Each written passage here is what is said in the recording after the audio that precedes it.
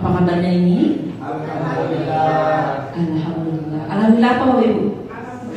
Alhamdulillah. Karena alhamdulillahnya banyak ini. Alhamdulillah.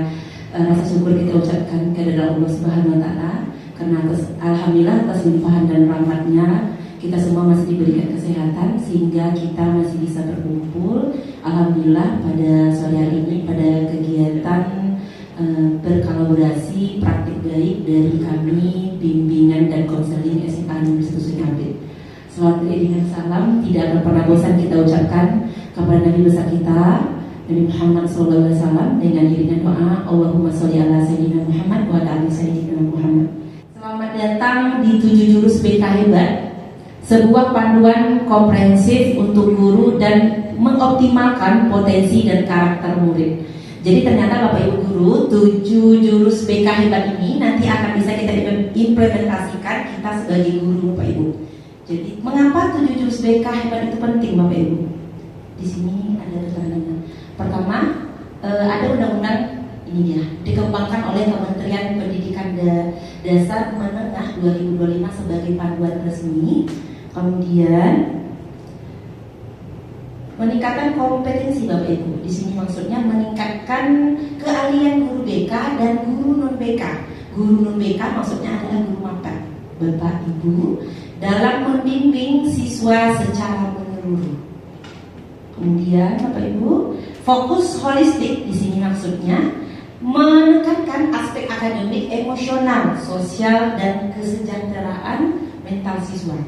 Jadi di sini nanti fokusnya kita ke kesehatan psikologis anak, mental anak. Jadi tidak hanya fokus di bidang akademik saja, tapi mereka juga harus memperhatikan sosial emosional mereka. Kemudian izin lagi Bapak Ibu, 7 jurus BK Hebat itu apa saja? Pertama, di sini ada kenali potensi. Yang kedua, kelola emosi. Yang ketiganya, tumbuhkan resiliensi. Ini bagus banget nih Bapak Ibu. Yang keempat, jaga konsistensi. Yang kelima, jalin koneksi. Yang keenam, membangun kolaborasi. Yang ketujuh, menata situasi. Insya Allah 7 jurus BK Hebat ini nantinya yang akan kita edukasikan, sosialisasikan bersama Bapak Ibu. Izin lagi Bapak Ibu. Sebelum kita belajar jurusnya, jadi sebelum jadi pendekar lah ya, namanya jurus ini, kita dengarkan dulu jinglenya Bapak Ibu. Kita dengarkan dulu jinglenya bersama-sama. Oke, Bapak Ibu boleh berdiri Bapak Ibu.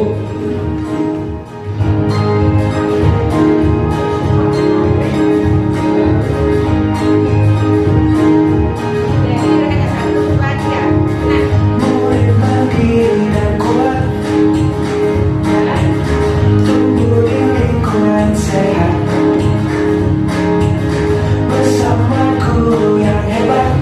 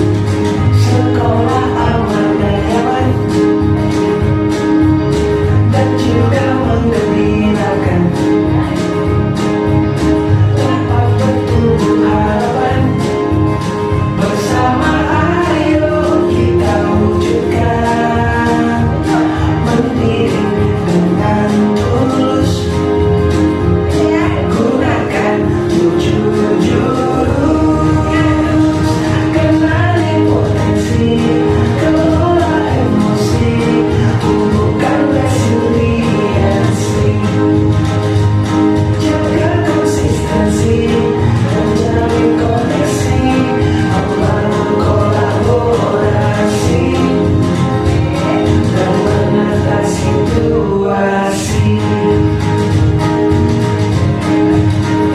Tujuh jurus BK hebat bersama murid melangkah tepat. Tujuh jurus BK hebat, tujuh jurus yang akan ku ingat. Oke, tepuk tangan semua Ibu. Silakan duduk kembali. Hebat. Langsung saja kita masuk ke jurusnya Bapak Ibu ya, di mana jurus pertama akan dijelaskan oleh Bapak BK kita, Bapak Dermawan. Kepada Bapak, waktu di tempat kami persilahkan. Baik, terima kasih Bu Yayu. Selamat sore rekan-rekan guru hebat. Oke, jadi latar belakangnya dulu. Kenapa ini 7 jurus BK hebat, tapi diimbaskan ke semua guru. Jadi memang awalnya itu supaya jurus BK ini bisa diaplikasikan oleh semua guru, karena memang setiap guru itu harus punya kompetensi dan pemahaman tentang 7 jurus BK hebat ini. Yang pertama itu adalah kenali potensi. Sebenarnya ini sangat banyak instrumen atau asesmen bisa digunakan untuk peserta didik kita gitu atau murid kita. Jadi kenali potensi ini adalah untuk membantu siswa mengenali kelebihan, minat dan bakat mereka. Nah, pada kesempatan ini kita ingin cobakan satu instrumen yang nanti bisa Bapak Ibu gunakan di kelas, yaitu untuk identifikasi gaya belajar muridnya, supaya nanti pembelajaran di kelas itu bisa tepat dengan gaya belajar yang dimiliki oleh masing-masing murid. Karena tiap murid itu walaupun tampaknya sama, tapi mereka itu punya gaya belajar yang berbeda-beda gitu. Ada yang auditori, ada yang visual, dan yang estetik. Mungkin ini bisa dibagikan. Kalau memang rasanya panjang untuk latihan, isi secepatnya tidak apa-apa. Kita itu tipe gaya belajarnya apa? Apakah auditori, visual, atau kinestetik? Ada persentasenya. Ada yang lebih dominan. Karena biasanya ada 2 gaya belajar yang bisa kita, yang sesuai dengan kita. Tetapi ada yang lebih dominan karena persentase itu. Ada yang sekian persen, ada yang lebih utama, ada yang lebih rendah. Nah, Bapak Ibu, siapa yang mau sampaikan apa gaya belajarnya dari hasil asesmen tadi? Boleh, silakan Bu Fiona. Oke, terima kasih Pak atas kesempatannya. Jadi dari hasil tes tadi, hasil gaya belajar saya lebih ke auditori. Ya, satu lagi visual. Berapa persentasenya Bu? 46% untuk auditori dan visual 30%. Terima kasih Bu Fiona. Berarti Ibu lebih gampang menghafal dengan mendengar berarti. Dari hasil tes seperti itu. Itu benar Ibu alami seperti itu? Benar ya? Oke. Jadi Bapak Ibu, ada banyak sekali asesmen yang bisa kita gunakan. Di web yang sama itu, yang Aku Pintar itu, ada juga untuk minat dan bakat siswa murid. Ada juga untuk orientasi karir ke depan. Jadi sebenarnya bisa kita manfaatkan untuk modal pembelajaran di kelas.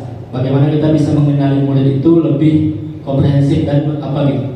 Ada 3 cara untuk mengenali potensi murid itu. Yang pertama, asesmen. Seperti yang digunakan tadi, ada banyak macam asesmennya. Ada yang online bisa, atau kita rancang sendiri. Bahkan asesmen itu kita buat pertanyaan terbuka, itu asesmen gitu. Misalkan, apa yang buat kamu nyaman belajar di kelas? Nah, itu nanti bisa jadi modal kita untuk masuk ke kelas. Misalkan anaknya kami suka pembelajaran yang di luar kelas misalkan, atau kami suka pembelajaran yang tidak banyak mencatat tapi banyak diskusinya. Nah, itu jadi satu asesmen juga. Selanjutnya, tujuan dari mengenai potensi itu yang pertama, ketika orang tahu potensinya, ketika tahu kondisinya, dia akan lebih percaya diri gitu. Dia tahu potensinya apa dan tahu bagaimana cara mengoptimalkan potensi itu. Selanjutnya, tujuan analisis kita lebih terarah, lebih terukur akan apa yang akan selanjutnya, seperti itu. Di kenal potensi ini, yang terakhir kita ingin coba rancang. Kira-kira dari hasil belajar tadi, kan nanti murid ini beragam nih, ada yang auditori, ada yang visual, ada yang estetik.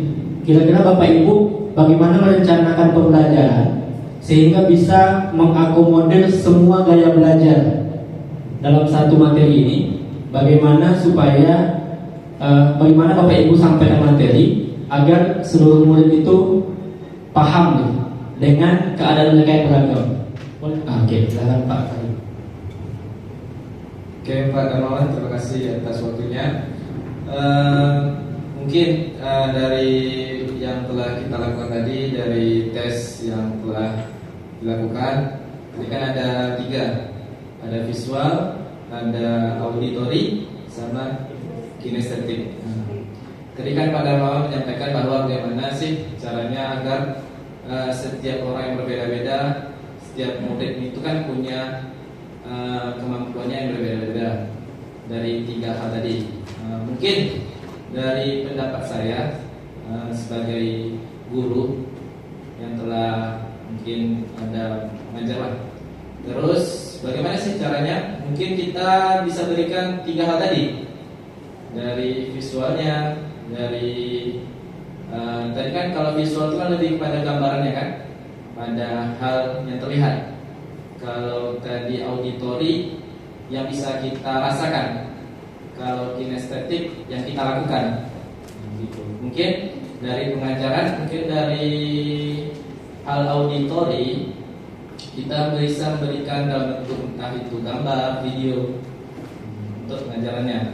Kalau auditori mungkin lebih kita ke prakteknya, apa bentuk barangnya yang kita berikan. Entah itu kalau saya kan sebagai guru ekonomi, entah itu nanti saya bawa rekening bank atau sejenisnya.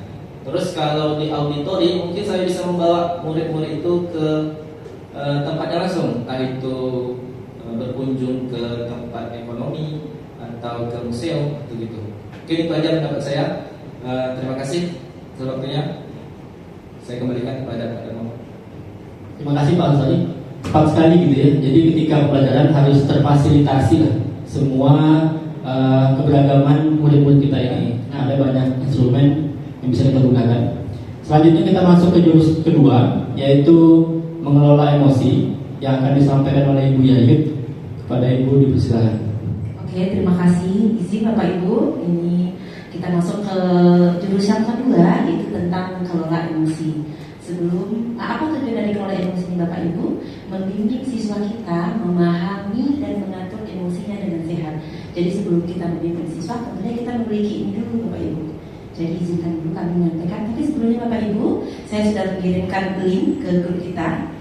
Oke, kalau jurus pertama agak serius. Kalau jurus yang kedua, ini kita bermain game dulu. Silahkan. Saya kirim ulang lagi karena ada Bapak Ibu guru kita yang baru masuk. Saya kirim lagi. Sudah dikirim. Silahkan, yang sudah bisa membuka, silahkan dikerjakan dulu gamenya sampai selesai ya Bapak Ibu. Sampai yang sudah siap, silahkan menyampaikan game ini tentang apa. Silahkan. Ada yang mau menyampaikan pendapatnya dari permainan game yang Ibu ya kirim?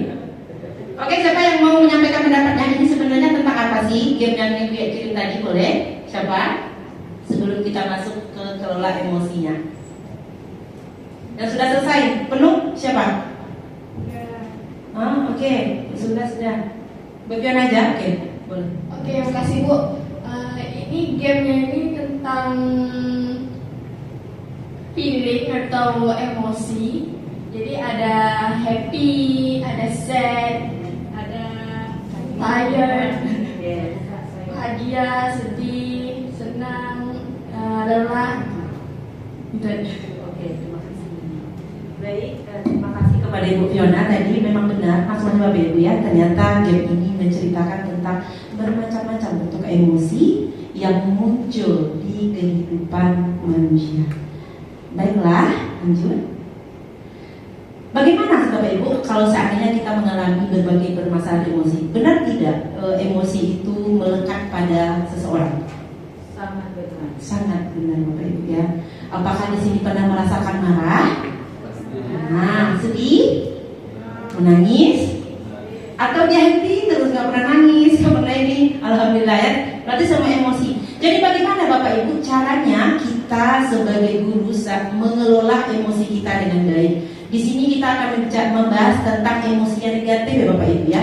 Karena kalau emosi yang positif, insya Allah kita semua bisa mengendalikan. Kecuali yang berlebihan banget sampai pingsan, mungkin mendapat suatu kabar sampai pingsan gitu.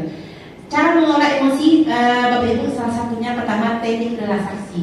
Misalnya nih kita sedang menghadapi masalah emosi sehingga menimbulkan suatu pertengkaran, sehingga menimbulkan suatu perilaku negatif. Hal pertama yang perlu kita lakukan adalah relaksasi. Apa contohnya? Keluar dulu, cari sesuatu hal di luar sana, cari mungkin pemandangan yang hijau, cari mungkin suara air, cari sesuatu hal yang menyenangkan dulu Bapak Ibu. Selanjutnya yang dilakukan ketika mengalami refleksi lagi emosinya. Kira-kira aku ini sedang mengalami emosi apa? Marahkah? Bingungkah? Cemaskah? Atau khawatirkah? Kemudian setelah kita memahami apa emosi kita, selanjutnya yang perlu kita lakukan adalah kegiatan sosial emosional. Apa itu? Cari tempat untuk bercerita. Itu cara kita mengelola emosi yang baik Bapak Ibu. Jadi ketika kita mengalami kemarahan yang luar biasa, jangan langsung diselesaikan saat itu juga. Ambil jeda terlebih dahulu. Dan inilah teknik-teknik cara menyelesaikan emosi Bapak Ibu. Apa manfaat kita mengelola emosi Bapak Ibu? Kalau untuk diri kita sendiri dulu, pertama tentunya ini akan berdampak merubah perilaku negatif ke perilaku positif. Karena kalau kita sedang marah dan kita bersosialisasi, tidak ada baik Bapak Ibu. Dari mulai bicara, dari mulai kita bertingkah, bertingkah laku atau berinteraksi. Kemudian manfaat untuk siswa, ternyata dengan setelah kita mampu mengelola emosi siswa kita, manfaatnya sama. Siswa pertama tidak mudah meledak-meledak Bapak Ibu. Terus yang kedua, siswa bisa fokus belajar.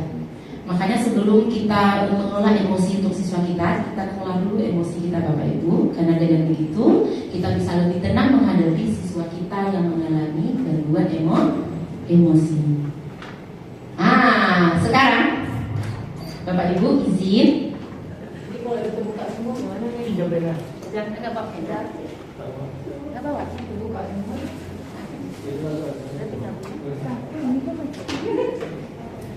Apa lagi? Pada. Maaf. Gimana? Pakai bagaimana? Izin Bapak Ibu, di tangan Bapak Ibu sekarang ada kertas. Insya Allah ukurannya sama, paling gorisannya saja yang berbeda. Instruksinya pertama Bapak Ibu, silahkan Bapak Ibu menggambar wajah sekaligus dengan ekspresi emosinya. Ayo gambar dulu. Satu aja, yang penting jelas ya. Jangan kecil sampai nggak terbaca. Boleh. Nggak usah bermuat nanti kayak ini kemuat. Boleh Bapak Ibu, silahkan Bapak Ibu menggambar wajah sekaligus dengan ekspresi emosinya. Tulis nama emosi dari gambar Bapak Ibu sendiri. Tuliskan bagaimana regulasi emosi dari gambar yang dibuat. Kira-kira dari emosi yang dibuat, kira-kira kalau seandainya itu tak terkendali, apa yang dilakukan? Silahkan. Kalau marah misalnya jalan-jalan ya. Kalau happy misalnya apa? Kalau cemas misalnya apa? Silakan, 1 boleh, 2 boleh. Oke, silakan. Mungkin salah satu dari Bapak Ibu pengen menyampaikan dari hasil dari gambarnya, silakan. Boleh? Oke. Assalamualaikum warahmatullahi wabarakatuh. Ini merupakan gambaran emosional yang saya buat, yaitu saya merasa senang. Mungkin kalau digambar tidak terlihat seperti saya, tapi ini senang ya. Apabila saya merasakan emosi senang ini, saya akan berjalan-jalan, kemudian saya makan-makan dan belanja, nongkrong-nongkrong di suatu kafe. Itu merupakan luapan saya, cara diri saya meluapkan rasa senang saya. Oke, semakin senang. Bapak Ibu, sebenarnya masalah emosional ini menurut saya semua orang memiliki itu, ya. Semua orang memiliki itu. Cuman terkadang ada beberapa orang tidak bisa mengontrol. Yang bisa mengontrol, alhamdulillah. Yang tidak bisa mengontrol ini yang akan menimbulkan hal-hal yang negatif, terutama emosi-emosi yang Negatif. Selamat Bapak Ibu, mohon maaf tadi jurus keduanya sudah disampaikan. Selanjutnya kita lanjut ke jurus yang ketiga, tumbuhkan resiliensi yang akan disampaikan oleh rekan kami, Bapak Darmawan. Kepada Bapak, waktu keempat kami persilakan. Baik, terima kasih Bu Yayu. Kita lanjut Bapak Ibu di jurus yang ketiga, yaitu tumbuhkan resiliensi. Resiliensi mungkin tidak banyak kita yang familiar dengan kata ini, karena memang ini istilah psikologi juga. Ini ada tayangan video Bapak Ibu. Kita simak bersama dulu apa sebenarnya resiliensi itu.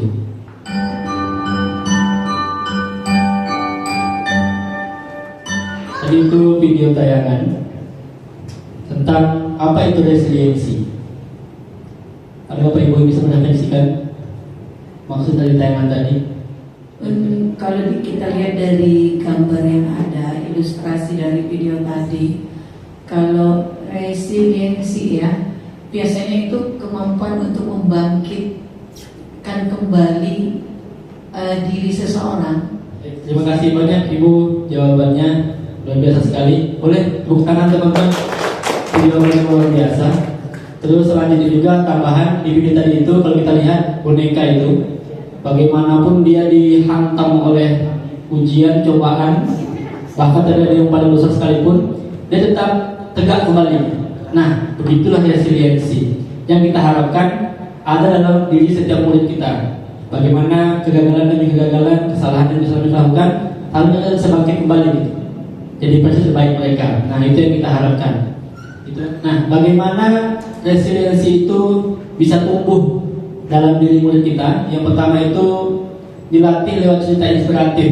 Bagaimana orang yang pernah gagal akhirnya bisa sukses kembali dan jauh melampaui ekspektasi mereka. Selanjutnya role model, kita memberi contoh. Makanya kenapa pelatihan ini perlu untuk guru, karena sebelum murid itu yang kita latih untuk memiliki daya lenting yang bagus, kitanya dulu gitu harus mampu menunjukkan kepada murid bahwa kita itu punya daya lenting atau resiliensi yang bagus. Selanjutnya refleksi pengalaman gagal. Nah, refleksi pengalaman gagal ini dari pengalaman-pengalaman muridnya kita refleksikan sehingga ketemu solusi baru yang bisa memberi semangat pada mereka untuk bangkit kembali. Ini adalah manfaat resiliensi. Jadi siswa akan lebih tahan banting, tidak gampang menyerah. Jadi nanti ketika mereka ingin kuliah, terus di tes pertamanya masih gagal dan sebagainya, nah mereka akan terbiasa dengan hal seperti itu gitu, sehingga tidak mudah menyerah dan mereka bisa menempuh sukses mereka. Selanjutnya, di sini ada namanya teknik burger Bapak Ibu. Ketika kita menstimulus kemampuan resiliensi murid kita, yang pertama itu potongan roti di atas, itu kita berikan apresiasi dulu. Siswa gagal nih misalkan nih, kita beri apresiasi dulu usaha dia. Baru di bagian tengahnya kita koreksi apa kira-kira yang bisa diperbaiki dari dia.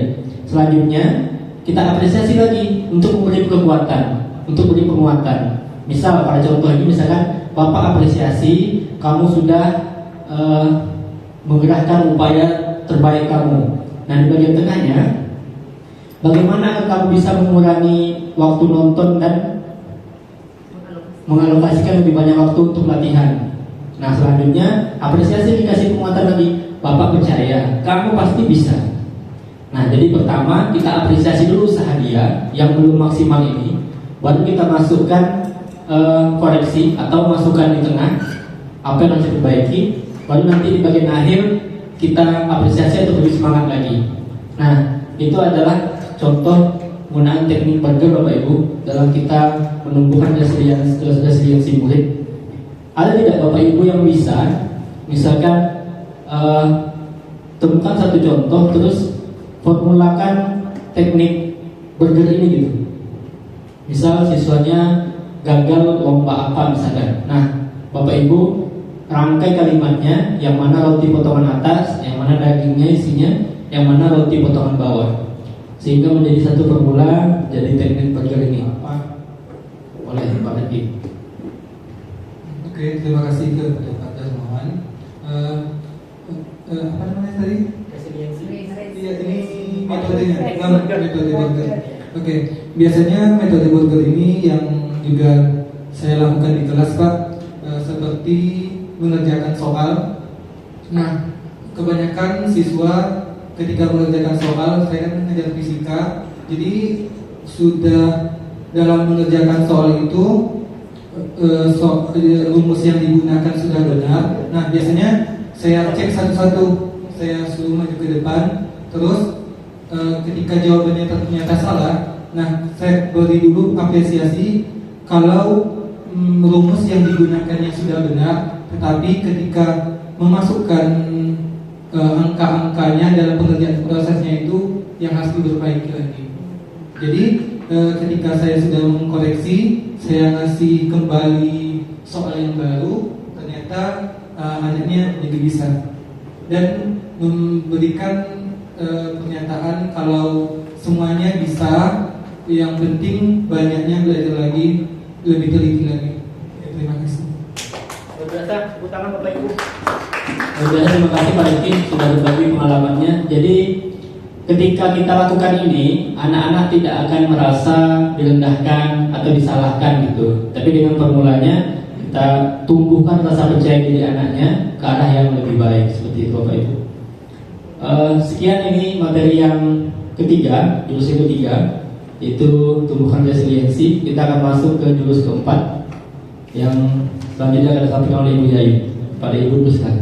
Oke, jurus selanjutnya, ini jurus keempat, kita akan membahas tentang jaga konsistensi. Oke, pertanyaan untuk Mami, kira-kira nih maksudnya apa?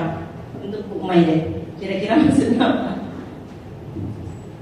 Konsisten itu kan titik fokus kita pada sesuatu. Misalnya konsisten apa yang kita lakukan. Misalnya kita di dalam kelas, sebelum masuk kelas konsistennya apa yang selalu kita lakukan dengan siswa. Sebelum masuk, misalnya nih ya, bersalaman dulu di depan kelas, kan konsisten tuh, terus berlanjut setiap hari seperti itu. Kemudian kita masuk ke dalam, apalagi konsisten menjadi fokus kita pada proses BPM tadi, mengucapkan salam dulu, berdoa, seperti itulah kira-kiranya Bu Yayu. Konsisten ya, terus berlanjut, tidak ada perubahan, itu konsisten. Terima kasih kepada Bu Marlina sudah memberikan pendapatnya dari jangan melihat ke kiri, ini fokus Bu Yayu. Jadi kalau seandainya kita melatih fokus, untuk fokus itu untuk konsisten itu harus fokus. Untuk yang konsisten itu apa? Membiasakan perilaku positif dan disiplin yang positif. Kemudian, ini dia contohnya, disiplin dan disiplin positif. Ini perbedaan ya. Disiplin itu lebih ke peraturan Bapak Ibu. Contohnya sigma. Akhirnya karena kita diatur, kita hanya disiplin. Tapi bisa jadi sigma ini tidak mempengaruhi, itu dari hati kita. Sedangkan disiplin positif itu datang tepat waktu karena sadar. Sebenarnya tanpa sigma pun saya pagi. Jangan gara-gara sigma kita pagi. Itu dia konsisten yang positif. Selanjutnya, ini dia. Bagaimana cara melakukannya? Konsisten yang positif dilakukan dengan jadwal yang teratur. Mulai dari bangun tidurnya, mulai dari tidurnya Bapak Ibu. Tidurnya jam berapa? Nanti bangunnya jam berapa? Kita di sini nanti akan menyiapkan satu kertas, di mana nanti Bapak Ibu boleh menulis di kertas itu. Mungkin di belakang sini. Kira-kira konsisten apa yang ingin Bapak Ibu lakukan mulai besok? Tulisan Pak Marsuki, silahkan Bapak. Baik, terima kasih atas kesempatannya Ibu. Mungkin konsisten yang akan dilakukan atau komitmen yang akan dilakukan untuk beberapa hari ke depan atau berkelanjutan, mungkin ini suatu yang simpel gitu, bukan masalah yang besar, tapi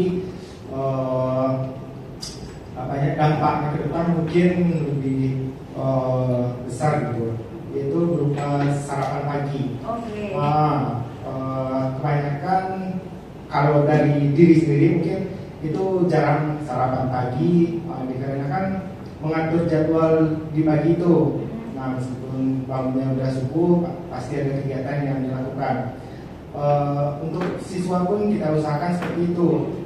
Banyak kita lihat kan siswa dalam kondisi belajar, ada yang mengeluh sakit terus segala macam. Nah, konsisten itulah yang kita minta nantinya kepada peserta didik atau kepada murid untuk melakukan sarapan. Jadi itu juga untuk kebaikan mereka gitu, untuk hal dampak kebaikannya sarapan. Terima kasih Pak. Benar ya Bapak Ibu ya. Jadi sebelum kita memberikan sosialisasi atau edukasi kepada anak kita tentang konsisten ini, kita dulu yang melakukannya. Karena pengalaman kita ini penting, pengalaman positif ini penting untuk kita berbagi dengan siswa kita. Sehingga nanti ada pertanyaan yang rumit, kita mudah menjawab karena kita sudah sampai ke tahap itu. Oke, terima kasih Bapak Ibu. Sudah selamat dari jurus keempat. Next jurus kelima. Masih saya ini. Jurus kelima ini adalah jalin koneksi ya. Dan ternyata di koneksi ini lebih banyak mendengar, memberi perhatian tulus, dan membangun rasa percaya. BK banget. Kalau kami di psikolog banget. Ya. Kemudian lanjut pada nih, guru BK punya konseling individu dan konseling kelompok untuk siswa. Sedangkan kira-kira guru punya apa? Guru mapel bisa melakukan segitiga restitusi. Yang kedua, coaching dengan alur tirta. Alur tirta ini Bapak Ibu, nanti kita ada berkolaborasi dengan beberapa orang di sini. Kita lanjut ke jurus ke-6. Ini adalah bangun kolaborasi. Kalau tadi sudah terjalin koneksinya antar sesama kita, antar guru bidang studi, guru wali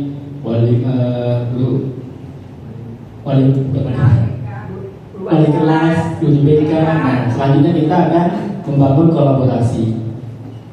Membangun kolaborasi ini ada 3 poin utamanya, yaitu sinergitas antara guru BK dan warga sekolah lainnya, termasuk tadi itu ada guru wali kelas, guru bidang studi. Selanjutnya keterlibatan orang tua, artinya perkembangan anak di sekolah dan di rumah itu terpantau, sehingga kolaborasi antara orang tua dan pihak sekolah itu penting supaya nanti sinkron dan balance perkembangannya gitu.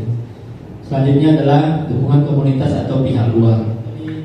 Membangun kolaborasi artinya adalah bagaimana semua stakeholder itu bisa bergerak bersinergi untuk saling mendukung, saling menguatkan gitu untuk mencapai tujuan bersama. Itu Bapak Ibu untuk membangun kolaborasi. Selanjutnya kita masuk ke jurus yang terakhir, yaitu menata situasi. Ini penutup disampaikan oleh Ibu Ayu. Tadi kita sibuk dengan perasaan, dengan emosi, kemudian kita terlalu sibuk dengan berkolaborasi. Berarti ini berkaitan dengan masyarakatnya ya Bapak Ibu ya. Sekarang kita tidak mungkin merasa siswa itu bahagia di sekolah kalau sarana prasarana dan lingkungannya tidak baik.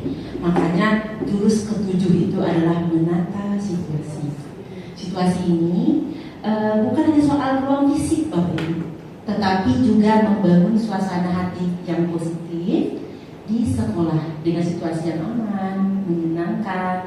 Kemudian siswa lebih berkembang baik secara akademik maupun sosial emosional. Salah satu yang kita miliki Adiwiyata 1. Kemudian kita insya Allah memiliki alhamdulillah sarana prasarana yang baik dan perkembangan sarana prasarana ke depannya Bapak Ibu ya. Kemudian Bapak Ibu, untuk masalah menata situasi yang harus kita tahu adalah ada beberapa satu ancaman. Ancaman ini bisa berasal dari faktor eksternal yang tidak bisa dikontrol oleh sekolah. Kira-kira apa? Yang bisa mengganggu ekosistem kita. Ancaman dari luar apa? Makanya bersyukur sekali ketika sekolah memiliki beberapa faktor yang penting ini, terutama masalah tata apa tadi? Terakhirnya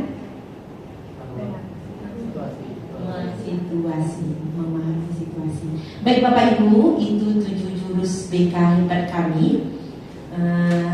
Ke-7 jurus ini karena Bapak Ibu boleh bertanya di antara ke-7 jurus, boleh kita diskusi. Ya, mungkin ada hal yang mau diskusikan atau berbagi pengalaman boleh. Kalau memang ada. Ya. Oke, terima kasih kepada Bapak Jamal atas waktunya. Saya mau bertanya terkait kenali potensi.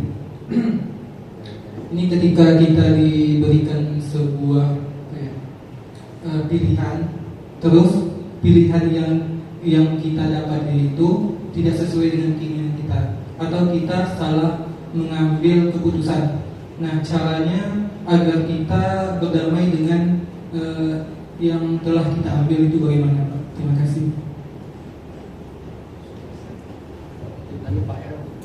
Baik, terima kasih Pak Rifki, pertanyaannya luar biasa, menarik sekali. Ini pengalaman pribadi Pak ya. Jadi itulah kenapa kita perlu melakukan banyak-banyak asesmen sebelum memutuskan sesuatu, supaya keputusan yang kita buat itu tepat dan terukur. Jadi ketika kita tahu kenapa keputusan itu dilakukan, terus nanti dampaknya apa, sehingga akan meminimalisir rasa penyesalan atau pilihan yang salah. Nah, andai sudah terjadi, kita sudah memilih, ternyata pilihan itu salah, kita harus percaya bahwa kan ada itu dalilnya, yang kita anggap baik belum tentu sepenuhnya baik, dan yang kita anggap buruk belum tentu juga sepenuhnya buruk. Jadi hal selanjutnya yang kita lakukan adalah tetap bersangka baik. Jangan-jangan yang kita anggap buruk ini malah yang benar-benar kita butuhkan di masa depan nanti gitu. Tapi paling tidak, untuk meminimalisir penyesalan itu, maka perlu dilakukan asesmen mendalam untuk diri kita juga. Kita pahami betul apa yang kita pilih, apa kemungkinan dampaknya, sehingga pilihan yang kita pilih adalah benar-benar pilihan terbaik. Jadi ini mudah-mudahan nanti kita bisa lanjut sering-sering berdiskusi, karena harapannya 7 jurus BK Hebat ini bisa kita kuasai bersama. Tidak hanya untuk guru BK, Bapak Ibu juga harus paham dan bisa mengimplementasikan 7 jurus ini. Karena bagaimanapun 7 jurus ini akan berdampak langsung ke perkembangan murid-murid kita di kelas nanti. Itu Bapak Ibu, dari kami mohon maaf kalau selama penyampaian ada perkataan atau perbuatan yang kurang tepat atau kurang menyenangkan. Terima kasih banyak dari kami sudah menyempatkan diri untuk bersama-sama di sini. Semoga apa yang kita diskusikan dan mampu kami bagikan ini dapat bermanfaat dan menambah pemahaman kita bersama. Itu akhir kata kami sudahi. Wabillahi taufiq wal hidayah. Assalamualaikum warahmatullahi wabarakatuh.